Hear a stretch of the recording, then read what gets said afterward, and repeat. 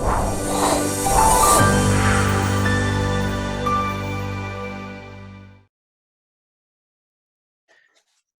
hi everybody.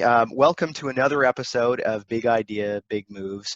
That's the destination podcast for high performers, and we bring people together from all different fields, from different niches, and people that are making a real difference in their niche, or can help provide some of that help to people that are really trying to move things forward themselves.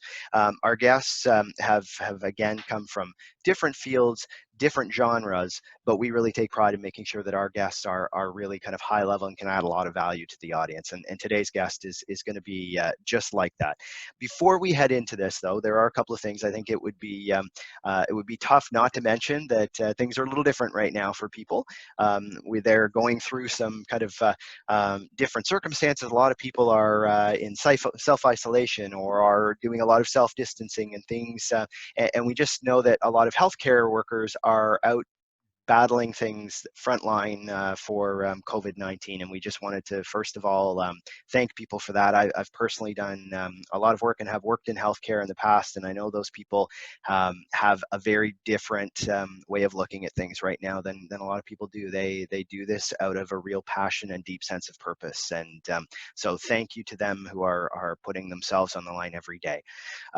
Along with that, we have another podcast episode that we're launching right now, so it'll be up at about the same time, where for those people who have lost jobs through this, or are just wanting to prepare themselves to kind of do interviews and things like that in a different way, we have went through some of the different things to think of if you have to do video interviews, which is something that has been relatively common for us in our field, but a lot of people that'll be the first time they do it, and that is something that will be a new reality. So check that out if that's something that interests you. And the last thing is, if you've listened to the podcast for a little while, Jazz HR has supported us and is something that has a real link to us, but they are an applicant tracking system platform that will be providing their platform to healthcare providers for free for the next little while. So if you are a healthcare provider and want to take advantage of that, or if you just want to find out about it, go on to www.bigideabigmoves.com, and there's a link on there that you can take a look and take advantage of that and contact them there at Jazz HR. So thanks for that, and we will go into kind of our regular kind of episode. So we're really lucky to have Laura Gassner Otting on today on our episode. Laura was the founder and ran Nonprofit Professionals Advisory Group. She is a real thought leader out there right now. You've probably seen her. She does a lot of interviews, a lot of speaking engagements, and she really is a thought leader on kind of mission-driven work. So we're going to get into some of that today. She's a best-selling author, keynote speaker, has done TEDx. Her most current book is Limitless, which I know you can kind of see in the background there. Once we have her come up, you can see that. It's How to Ignore Everybody, Carve Your Own Path, and Live Your Best Life. And I think those are fantastic things right now. We were talking, Laura, just before we came on that you're doing similar things to me, where you're doing a lot of work from home, right now. And how's that been so far for you? Well, so, I've worked from home for the last 20 years. Before becoming an author and a speaker, I actually founded and ran an executive search firm, and it was a completely virtual firm. And so the transition to working from home has not been that hard. The transition from working at home with everybody else in my home, that's been really hard, because I'm used to having like my own cadence and my own flow of the day and having my own privacy. And so to suddenly have them all here, like, what's for lunch? I'm like, I don't know. Whatever you make, whatever you want for lunch. It's just being able to find some kind of, you're almost having to find a new way of doing things in an environment that you've been very used to. I find the same thing. It's just knowing that, other people didn't rely on you in some ways to have that, but it's, you're having to kind of deal with it like you have your own little workspace at home.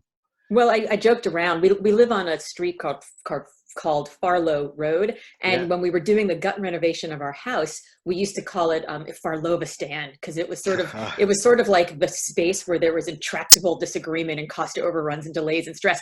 But my husband started calling it Farlow Via, because what could go wrong in Farlow Via? So when my husband texted me that he was going to be working from home, I sent him a text back and I said, "Welcome to WeWork Farlow Via. Our membership rates are low. We keep snacks in the pantry. We ask that you do not reheat fish in the microwave and that you wash your hands frequently. Please note, the gym is busiest in the mornings, and we request that all conference calls are taken with a headset. We are pet friendly." And I joked around that in an effort not to sexually harass him, I did not tell him that we have a very relaxed inter-office rooming policy. So Yeah. we are trying very hard to have humor with this, but it is challenging, and we have all learned to just really expect that everyone is doing their best, and that assuming that they're trying. So when somebody forgets to empty the dishwasher and it was their job, but maybe they threw in a load of laundry, like, thank them for the laundry and just don't say anything about the dishwasher and just do it yourself. Yeah, yeah. Well, and I found it interesting. I think I had read something where somebody had talked to you about how you almost shifted your mindset a little bit about the first little while. You kind of were taking on that responsibility of being very directive with your kids in, okay, we have to do A, B, C, and D and get it done. And then you kind of shifted how you did that, where it was a little more about getting them involved in the decision making around that. I found that interesting because it's so similar to when we're in workplaces, that things that we would talk to about leaders at that time. Yeah, it was funny. So we've now been out of school for 2 weeks. My husband is now home as of the last 3 days, but I've been here with the kids for 2 weeks. My kids are 15 and 17, and they are generally pretty awesome people, right? Like we have a family meeting every weekend, and we talk a lot about the values that we want to uphold as a family and who we are as a sort of little micro community. And so we sort of already have this rhythm of that we should be upholding each other. And then all of a sudden we're home, and we send our cleaning person home. We're paying her, but we're not having her come work. Everybody wants to be safe, and all of a sudden I'm like, oh, there are a lot of things that happen in this house that have to get done. Like the laundry has to get done, the garbage has to be taken out, the dishwasher has to be loaded and unloaded. We have to take, the trash down to the street and bring it back up. And, the dog has to get walked twice a day, and all of the things that have to happen, the wiping down the counters and everything that has to happen every day, once a week, once a day, once every 2 weeks. And I come out of the, political campaigns, and you create a system and you lock it down, and you are, command and control. And so that's what I started doing. I started command and control and just telling everybody, like, go do this, go do this. And, I would notice my 17-year-old walking across the living room, and I'm like, have you walked the dog yet? And he was like, I was about to.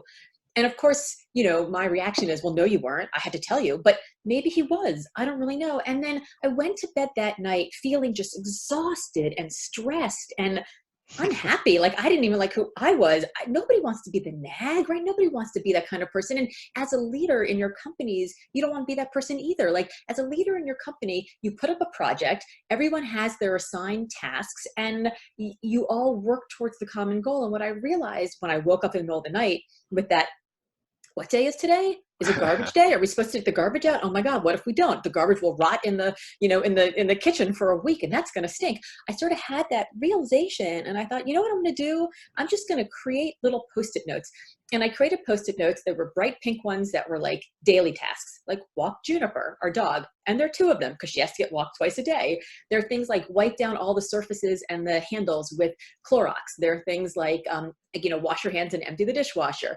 All the things that have to happen every day. And then there were things that have to happen on Mondays and on Tuesdays and on Wednesdays. And then there were long range projects, and everything had a different color. And I just put them all up in the freezer, and I texted my family. Our last name is Otting, so we have a little family text chain, Otters of Anarchy. I texted the Otters of Anarchy, and I said, when you come downstairs in the morning, you will see a freezer full of Postit notes. Pick anything. I don't care what it is. Do it whenever it's supposed to be done. And I will no longer have to nag anybody about anything. Thank you for understanding that this relieves me of the self-inflicted burden of thinking that I had to manage you. It wasn't that I had to manage them. It was a self-inflicted burden. And I think that a lot of us right now are putting ourselves through not just the stress and the fear and the concern and the the lack of control, but we're self-inflicting even more on ourselves that we don't need to be doing it. If we just allow the people in our lives to stand up and to uphold the community in our homes, we will be amazed at what they do. In fact, I didn't even tell who to do what, but my 15-year-old volunteered to pick up all the dog poop in the backyard, and my 17-year-old volunteered to do a deep clean of the stovetop on Wednesday, after cooking 21 meals the week before.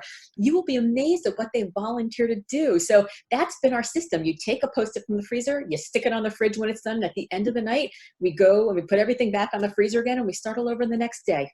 Yeah, well, and I'm sure it's quite freeing to you to suddenly have that burden kind of taken away as well. The mental and emotional bandwidth that I have freed up by not feeling like I have to worry about what day is garbage day, that we're actually all in this together. It is like, those moments in your business where you're like, yeah, we just had this great retreat and everybody gets it and everyone's excited about where we're going and they can't wait to jump in. And not only are they doing their part, they're volunteering to do more and help others.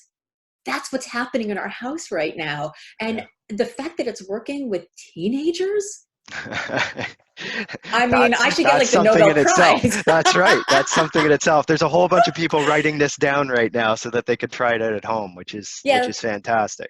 So my website is lauragassnerotting.com, but all my good friends call me LGO. So you can find me at heylgo.com, and it will forward you to that website. And there's actually a blog post on my site about this very thing, because awesome. I had so many people that were like, wait, what did you do? Tell me exactly how you did it. And now if your listeners do it, I want them to take a picture of their Post-it note system and tag me in social media. I'm loving seeing everybody's systems, because listen, we still have jobs, thank God, right? We still have jobs. We still have work to do. So I was not able to run a household while I had the full-time job. I certainly can't do it now, with everything else going on while I'm trying to save my business. So we have to let other people, into the vacuum steps a leader. We have to let the people in our lives become leaders. Think about, we're all so worried about, is my kid going to get behind in math? Well, your kid's going to get ahead in leadership. This is an amazing opportunity for them. Yeah. Well, and I wonder if this experience now is and it kind of prompts us into some of the stuff in your book, I think, is that how many people are going to step back and really kind of reevaluate, this is what things were like before for me, and is that really what I want? And maybe that's something that, I know your book tackles a lot of that, and is maybe one of those things that might prompt some of that discussion in your own head too. What do you think from that end? Well, that was a master segue. That was very impressive. Thanks. Yeah, not bad. Not bad. You must do this professionally. So my book centers around this idea of, what if success doesn't equal happiness, right? So as I mentioned, I spent 20 years doing executive search, and I was paid by my clients to go out and find the very best and brightest of whatever industry I was trying to find, a CEO or a C-suite person for. And I was calling the most successful people, right? That's why I wanted to talk to them. I was being hired by my clients to talk to them. They were picking up the phone and talking to me because they weren't very happy in that job. And I was always fascinated by the idea that success on paper didn't always equal happiness in real life. And what I came to realize is it's because we have spent so much time listening to everybody else, what we should do, who we should be, what kind of car we should drive, what sort of title we want, how fast our career should go, what kind of money we need to make, all those things of what everyone else told us. And we get to, 10 years, 20 years into our career, and we're like, is that all there is? Is this all I was put on this earth for? Maybe you got a graduate degree and you're like, well, I've already sunk the money and the time into that. I guess I finally made partner or whatever it is. I guess this is who I'm going to be. I can't wait till I retire in 10 years or 15 years or 20 years. Well, that whole I'll be happy when culture has forced us to put off that happiness, so we're not happy now. And I think for better or for worse, we have this opportunity now, while the world is on a giant press pause button, to say, is that what I want to go back to? Is that really who I want to be? If this is an opportunity to say, I'm actually more than just my job, well, what are you? What do you want? If we do all have this one big juicy life, and for some of us, it's threatened right now. Yeah. Literally physically threatened right now. And for others of us, it's this existential crisis. Is that what I want to go back to? I keep saying, like, let's stop saying, I can't wait till life returns to normal. Let's say, what do I imagine the post-COVID-19 world to look like? And how do I want to show up in that world? What's going to make me happy in that world? How do I show up better for the people that I love and the causes that I hold dear in that world? And then we can spend this time working on that. So how do you think, so somebody's at home listening to this, and I'm sure there's many of them that are prompted, yeah, you know what, that's me.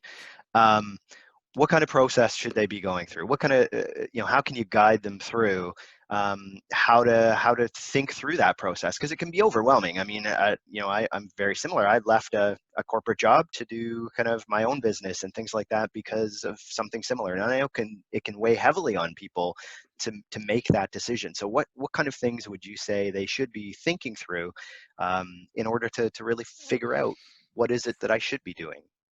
So the book Limitless, it starts off, the book is called Limitless, How to Ignore Everybody, Carve Your Own Path, and Live Your Best Life. So we talked about the ignore everybody part, right? Yep. So like, let's stop listening to everybody else, what they tell us we have to be and should be and God forbid can't be. And there's the carve your own path. And the way to carve your own path is to figure out what happiness means to you, what success means to you, and define it in the book as consonance. So consonance is the opposite of dissonance, right? Consonance is this flow, it's this alignment. Jamie, you know those moments when the very best of what you were called to do, the very best of what you can do is being called upon for a problem that you actually care about? Sure. And you're being rewarded in some way, whether it's financially or karmically, for solving that problem, some way that's meaningful to you. Yeah. Yeah. Those are the moments when, like, yeah, you can walk through fire, you can see through walls, you can jump over buildings. You are like in your zone. You are like, what you do is consonant with who you are. Yeah. That's consonance. And when we can achieve success in those areas, then we are so happy. So consonance is made up of 4 things. And because it had to fit into a book and because it had to fit into a rubric, they all start with C. So the way to get from confusion to clarity with consonants is to have these 4 things. The first is calling. Calling is, we think calling is this like higher purpose, this lofty purpose, this like, Mother Teresa feeding the lepers in India. But really your calling is whatever you want to be doing. It is the gravitational force that gets you out of bed in the morning. It may be curing cancer or finding a vaccine for COVID-19. Yeah. It may be raising a family. It may be building a business. It may be buying a Maserati in a beach house, right? Your purpose is only your purpose. And as long as we stop letting others purpose shame us, as long as we stop letting other people have votes in our lives that shouldn't even have voices, then we can find our true calling. So that's the first, is calling. The second is connection. Connection answers the question, what if I didn't show up to work tomorrow, right? Yeah. We're all learning that now. Yeah. Is the work that I'm doing actually connected to that calling that I want to be serving? How many of those meetings could be emails, right? How many of those meetings could, we all are learning the answers to that right now. So all of us are figuring out just how connected the work that we are doing is to that calling at hand. And some of us are realizing, I actually don't have that much connection at all. My work doesn't really matter that much. So that's the second piece, is having some kind of connection to your calling. The third is contribution. And contribution answers the question, how does this job, this brand, this paycheck, this product, this cause, how does it contribute to the life that you want to live, the lifestyle you'd like to enjoy, the flexibility that you want to have, the career trajectory that you'd like to build, or the values that you want to manifest on a daily basis? How does this work contribute to you living that great life? And then the last one is control, which is sort of a funny thing to talk about now, but control really answers the question of how much personal agency do you have about the kinds of projects you're assigned to, the amount of money that you might be able to earn, who's, what clients you're given, right? How much personal agency, how much control do you have over how much your work connects to that calling? and how much it contributes to the life that you want to live. And each one of us at every age and at every life stage is going to want different amounts of calling, connection, contribution, and control. So when you're 22 years old and you're, trying to, get going on your very first job, you might have no connection whatsoever because you get the coffee for the guy who gets the coffee. But you're looking to see, will this contribute to the kind of career trajectory that I want, right? You might not have any control whatsoever, but you may be so inspired by that company or by that leader or by that business that you want to build that you have tons of calling. As we get older and, we're straddled between aging parents and young kids, or we're worrying about, the cost of college or, paying off the mortgage or whatever it is, we care about things differently. And so my definition of consonance is different than my definition of consonance before. So it's certainly going to be different than your definition of consonance. Yeah. So that's how we ignore everybody and we carve our own path. Now, how or do you see that there would be any change right now where there's a lot of that discussion around, well, do I have that ability right now? Let's say that things have, there aren't as many jobs out there right now. There aren't as many opportunities out there right now. How do you talk to those people that are kind of thinking, yeah, it's easy to say that now, but suddenly this, a contraction in the economy creates, a bunch of issues with that. How would you address that to somebody who's struggling with it right now? Yeah, I mean, what I would say is if you are in a job right now and your job is stable and you hate that job and it sucks the soul out of you, stay in that job right now. Yeah. Just stay in that job right now for a little while. Yeah. This is what I would say. There is this beautiful thing called Sidequests. Do you play video games?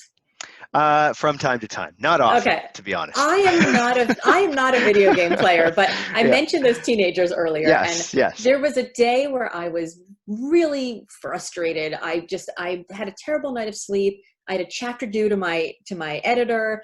I wasn't getting any writing done. It was just going to be terrible. And I was lamenting this problem to my one of my teenagers as I was driving them to school. And my son just looked at me and he's like, so just go on a side quest, Mom. And I was like, what's a side quest? And he said, well, when you play a video game and the whole goal is that you want to, go to the castle and slay the dragon and save the princess. But, you finish doing the dishes, but your friend hasn't finished doing the dishes. So they haven't logged on yet. So you're sitting around doing nothing and you're waiting. Well, you're a farmer. So there are things you can do. You can till your wheat. You can take it to the market. You can sell it. You can buy a horse. You can buy a sword. You can buy potions so that when your friend finally comes online, you can go to the castle and slay the dragon and save the princess. So what I would say is, there's going to be a ton of contraction in the market. We're all going to be in this sort of holding pattern right now, but there are side quests that we can go on. We can have those informational interviews. We can set up Zoom calls with people and learn about them. We can create relationships by starting to study how people are online. We can watch TEDx talks. We can listen to great podcasts like this. We can read books. We can do assessments. There's tons of things that people can be doing right now, other than just Netflix and chill, that are the side quests that will actually help you so that when you are ready to make that move, because the truth is, even when the economy was great, there were people who still had student loans to pay off, who still had young children at home, who still had, aging parents. We all have a billion different excuses, whether they're real or perceived, about why we can't make a move now. Some of them just got a little bit realer, but we can still do the other stuff, that we can recoil the trebuchet so we can shoot over that castle when we're ready to go. And it may be, that's the one thing that in talking with, other leaders out there right now, there's actually a huge opportunity in many ways, because you do find that if you're not commuting every day, if you're not doing some of these things, you may even still be working, but you have additional time than you may have had before, or an ability to even parse out time that you might not have been able to do before, to do some of that thinking work, to do some of that, if you had a website that you've always wanted to kind of update that you haven't had the time to do it. Hey, now's the time to do it. There's a bunch of those things that you can do without disrupting, the reality of what's happening right now. And this is the thing. People are going to say, but everyone says that I should have more time, so I'm not commuting. I don't have the drive-bys of people walking by my office. There's not lunch breaks, all of that stuff. But I seem to have a hard time working. And so then we look online for these like work from home tips, and there are things like get dressed in your suit and sit down at your desk. And I think that's nonsense, right? Yeah. So I think I said this before we got on recording, but I worked at home for 20 years. Like I know how to do this, and it's not eat the frog first. It's Yeah. not. It's not do Yep. the hardest thing first. Screw the frog. Yep. Forget the frog. F the frog. What you should do is figure out a thing that you really want. But tonight, when you're getting in bed, brushing your teeth, look at your schedule tomorrow, look at your to-do list, look at your side quest list, and think, what is one thing I'm excited about tomorrow? And maybe it's watching that TEDx. Maybe it's listening to that podcast. Maybe it's going for a run. Whatever the thing is, do that first, because that's going to get you up and going. That's going to be because we have no, there's no reason to get up and get out of bed really fast right now, because you can just pick up your laptop from your nightstand and there you are. But if you get up and you do the thing you're excited about, then you have momentum. Then you're going, you've got flow. So, get up and do that thing that's interesting. And if that thing is your side quest, awesome, right? That's like getting your juices going and it's super good. So I think we all have time to do it, especially if we do the thing first. Put on your own life mask, your own oxygen mask first. Yeah. Well, and you mentioned flow there, and that seems to link nicely with, it may be that thing that gets you energized, gets you kind of moving ahead. It's trying to figure out how you intersperse that so that your day does kind of move as productively as possible. Even if there are times where you're having to block out things that are not fantastic to do, or things you have to do for your job and all those things. But if you are a little more strategic and intentional of when you do those things that create that flow, probably moves you further along the path. Absolutely. And I think, look, we all have time to do 10 burpees in our living room if we're feeling like we're losing our steam or whatever it is. Like, everybody has something that gets them excited. I used to have clients all the time on pitches, on telephone pitches, that would say, God, you seem so excited about this work. You seem like you love what you do. And I would say, I have the best job on the entire planet. I get to help people that I love do things that excite them. I have the best job on the planet. But the truth is, before I got on the call with that client, I did ton jumping jacks, because it just got me up and going. And your body language, if you're sitting, if you're sitting at a desk like this and you're just sort of talking and you kind of but if you're up and you're energized and you're excited about what you're doing and your blood is flowing, that's contagious. I think, misery loves company. It's super contagious, but I think joy is contagious too. And if there is our only jobs right now is just to stay home. That's it. Our jobs are to stay home so that the healthcare workers can have a fighting chance. So if that's your only job, we have tons and tons and tons of energy and time to be able to share that joy. And I feel like that's how we can be of service to one another, is to just be more joyful, have more energy for each other. So, if people are listening to this podcast right now, do 10 jumping jacks, move your body around and, feel something that's not, overwhelming existential dread, improve your day. Well, it's interesting. I know that I think you actually spoke with some people at Spartan recently, and I interviewed a little while ago Joe DeCina, and he's one of those guys that his flow is different than mine, because he'll get up bright and early, and when his bright and early is like 4 or 4:30 in the morning to do those jumping jacks or burpees you talked about, but does a full-on workout at that time. It is interesting how, and you talk to him, I mean, he's just a different guy that way too, but it is interesting how it's different. He's a madman. So as I mentioned, I live in Boston, and he lives up in Vermont, and he comes down to Boston all the time. So, I've spoken at some of their events, and he read Limitless, and when the book first came out, there's one of his assistants sent me a video of him standing at the airport, and he's holding the book, and he's like, Limitless. He's like, I didn't think I was going to like it. I liked it better than I thought. That sounds like him. I liked it better than I thought. Yeah. Limitless. Now, 600 burpees, colder showers, earlier mornings. I'm going to be limitless. So I run the Harvard Stadium a couple times a week, and every once in a while I'll see him there. And usually I'll run the stadium like 2 or 3 times around, and he'll just be starting.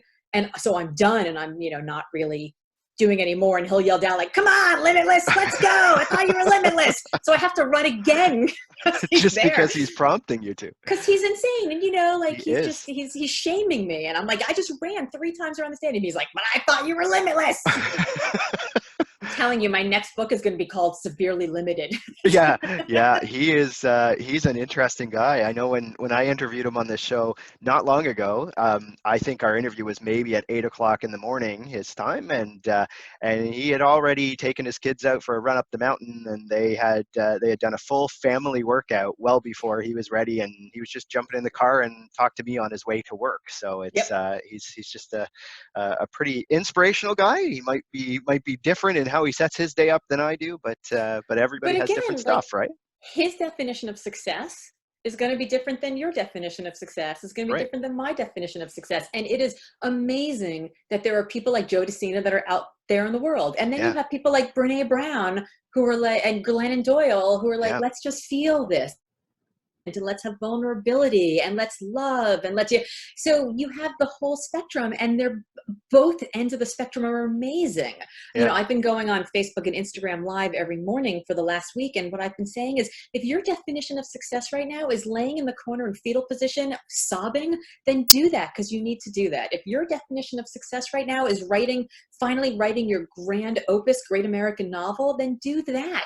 And don't let anybody shame you about what you need right now, because what you need right now is what you need. And learning how to put voice to the thing that you need will actually allow you to put voice to the thing that you need after this is all over, when we go back to whatever we want our lives to be and we create whatever that life is going to be. And I keep thinking to myself, there's going to be a time, you know, my mother's in her 70s, and she tells Yeah. stories about the day that her sister was diagnosed with polio Yeah. and put in an iron lung. And she said, that was the day my childhood ended. Right? Wow. Like Yeah. my grandfather had a stroke when he was 40. And so my mother grew up in a home that was very matriarchal. My grandmother had to learn how to drive and work and all the stuff before women did that. So my grandmother and my mother basically ran the house. My mom was like 8 at the time.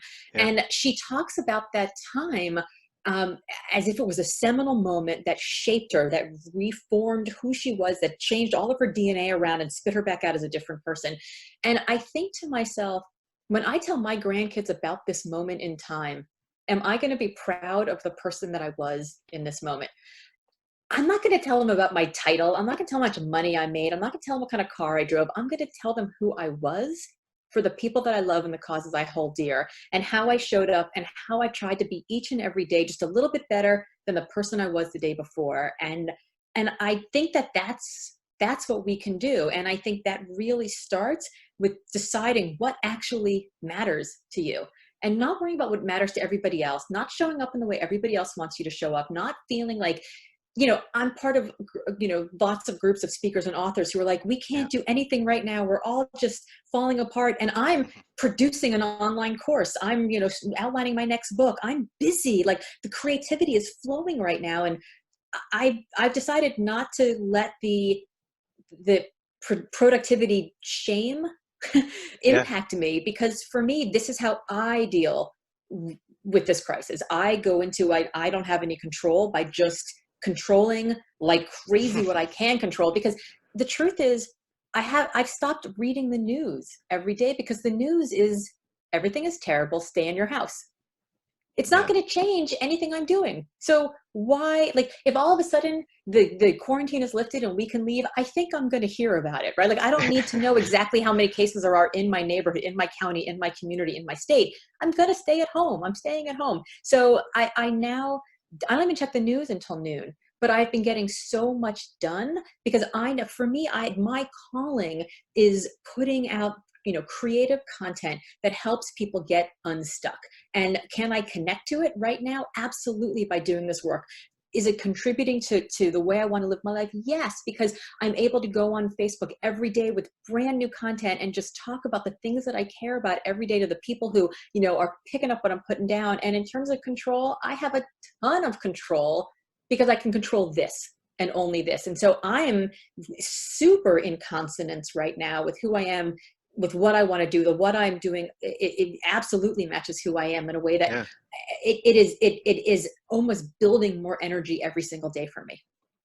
Okay, so we ask every guest that we have come on, that we kind of ask them if somebody's at home right now and wants to get unstuck or wants to have that same feeling you're just talking about, if there are 2 or 3 things they could do just today Are there a couple of things that you could say that, this is how you can jumpstart things? Here are 2 or 3 kind of quick things. Yeah. So the first is to accept the idea that ambition is not a dirty word. So we're told all the time, like, oh, we have to have like faux humility, humble brag, hashtag humble brag, all of that. So the first thing that people can do is they can think to themselves, if I had more of X, what would I do? Like, if you want to show up better for the people you love and the causes you hold dear, would having more money, more time, more flexibility, more leverage, more foundation, more platform, more followers, more what would allow you to do that? Yeah. Answer that question for yourself, because that helps you figure out, what do you need to do next, right? If you need more followers, you better get more active on social media. If you need more money, you should think about how to diversify your revenue stream, right? That points you directly to how the work that you're doing will connect to that thing that you care about. So that's the first thing. The second thing is to actively practice gratitude. I think that one of the ways that we can groove the pattern of who we want to be and what we want to be in this life is to think about the people who are actively living that way. And then send them a tweet, write an email, scratch out an actual handwritten letter and put it in the mail. You know how much fun it's going to be to get mail in like 2 weeks? It's going to be so fun. Tell them what you appreciate about them, because the actual activity of putting pen to paper or fingers to keyboard and talking about that will make it an intentional practice in your own life, and you'll start actually doing more of that, so you can start leaning into being that person. So those are the 2 things that I would say. And then I would also point people to the assessment that I have online. So if people are hearing about calling, connection, contribution, control, and they're like, I don't even know where to start. If you go to limitlessassessment.com, you will see you'll see a quiz. It's a little intense. I think anybody who's been listening and watching knows that I'm a little intense, so it won't surprise you. But this is your life. You should be intense about it too, right? We get one life at one time on this planet. Be intense about your life. So it's got about 67 questions that will make you think. It'll take about 20 minutes, but at the end of it, you'll get this beautiful radar chart that shows each of the 4 C's of consonants: calling, connection, contribution, and control, how much you have in your life right now. And then there'll be a second one that hopefully overlaps in some way, but maybe in some places doesn't. And that's where you'll see where you're not in consonance. And then you'll get some very quick tips about things you can do right now, today, to get yourself more of whatever it is that you need. All right, and what we'll do is we'll make sure that we put that link up on our website as well, so that if people need to, they can click through there. Obviously your book is everywhere right now, but other kind of ways, other things that you'd like to make sure people know about how to get in touch with you or be able to follow? Yeah, so I am, as I mentioned, all my friends call me LGO, so heylgo.com is the fastest way to find me on my website, but I'm also on all the socials: Twitter, LinkedIn, Instagram, and Facebook at Hey, like Hey LGO.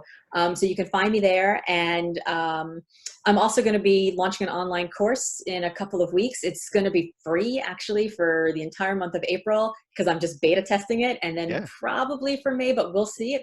It's COVID dependent, right? So my beta course is so many things are. it is quarantine like everything else. But my thinking is this: it is the way that I can be of service right now to my community, is to put out a course that helps walk people through the book and gives them exercises of things that they can do. So I'm going to put it out for free while this quarantine lasts. And then after that's done, anyone who takes it for free will get a great affiliate link, which will allow them to send to other people who might sign up. And if they sign up, then they'll get some money.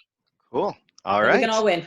Yeah, sounds great. Okay, and so if for anyone listening, if you haven't subscribed to the podcast, make sure you do that, because Laura has been fantastic today, and we're going to continue to have great guests like this. So make sure that you click on that. When there's a new episode, you'll be the first to know. And we talked about a lot of really cool subjects today. So play this one over again a couple of times, because I think it is one of those ones when you're sitting there trying to think through things, it will definitely help with that. Make sure you connect with Laura on all her social platforms. Go out and buy the book, and again, thanks very much for connecting in with us on Big Idea, Big Moves, and we'll talk to you next time. All right, thanks.